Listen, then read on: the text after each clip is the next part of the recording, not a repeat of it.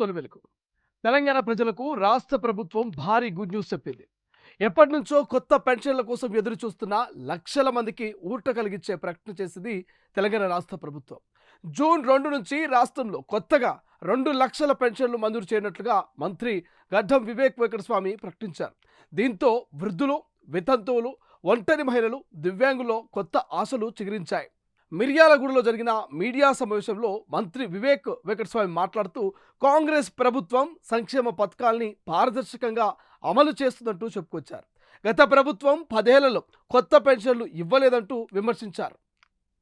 ప్రస్తుతం తమ ప్రభుత్వం 42 లక్షల మందికి పైగా ఆసరా చేయూత పెన్షన్లు అందిస్తుందంటూ ఇక మంత్రి చెప్పుకొచ్చారు. ఇప్పుడు అదనంగా మరొక 2 లక్షల మందికి జూన్ 2 నుంచి పెన్షన్లు ఇవ్వడానికి ఈ రాష్ట్ర ప్రభుత్వం గ్రీన్ సిగ్నల్ ఇచ్చినట్టుగా చెప్పుకొచ్చారు. ఈ కొత్త పెన్షన్లు ముఖ్యంగా వృద్ధులకు, వితంతువులకు, ఒంటరి మహిళలకు, ఇక చేనేత కార్మికులకు, గీత కార్మికులకు అండ్ హెచ్ఐవి బాధితులకు, దివ్యాంగులకు వర్తించున్నట్టుగా తెలుస్తోంది. ప్రస్తుతం సాధారణ లబ్ధిదారులకు నెలకు 2016 రూపాయలు పెన్షన్ అందుతోంది. ఇక దివ్యాంగులకు 4016 రూపాయల పెన్షన్ అందుతోంది. అయితే ప్రభుత్వం కొన్ని అర్హతలు కూడా స్పష్టం చేసింది. వృద్ధాప్య పెన్షన్ కోసం కనీసం 65 సంవత్సరాలు ఉండాలంటూ చెప్పుకొచ్చింది. ఇక వితంతువులు, ఒంటరి మహిళలు, చేనేత మరియు గీత కార్మికులకు 50 ఏళ్ళు పూర్తయి ఉండాలంటూ చెప్పుకొచ్చింది. ఇక దివ్యాంగులకు మాత్రం వయోపరిమితి లేదంటూ చెప్తోంది ఈ రాష్ట్ర ప్రభుత్వం.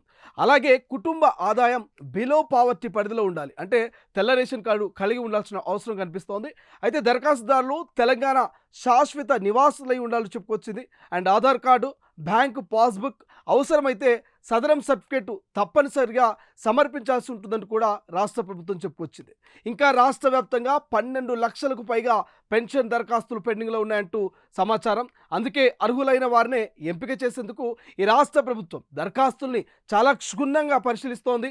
గ్రామ సభలు, ప్రజావాణి కేంద్రాల ద్వారా దరఖాస్తులు స్వీకరించే అవకాశం కూడా ప్రస్తుతం మనకు కనిపిస్తుంది. మొత్తానికి తెలంగాణ రాష్ట్ర ఆవిర్భావ దినోత్సవం రోజునే 2 లక్షల కొత్త పెన్షన్లను ప్రారంభించేందుకు ఈ రాష్ట్ర ప్రభుత్వం సిద్ధమవుతున్నట్టుగా తెలుస్తోంది. మరి ఈ నిర్ణయం వల్ల నిజంగా అర్హులైనటువంటి పేదలకు ఎంతవరకు లాభం జరుగుతుంది? మీ అభిప్రాయాన్ని కామెంట్ చేయండి. ఇలాంటి తాజా అప్డేట్స్ కోసం మా ఛానల్ని సబ్స్క్రైబ్ చేసుకోండి.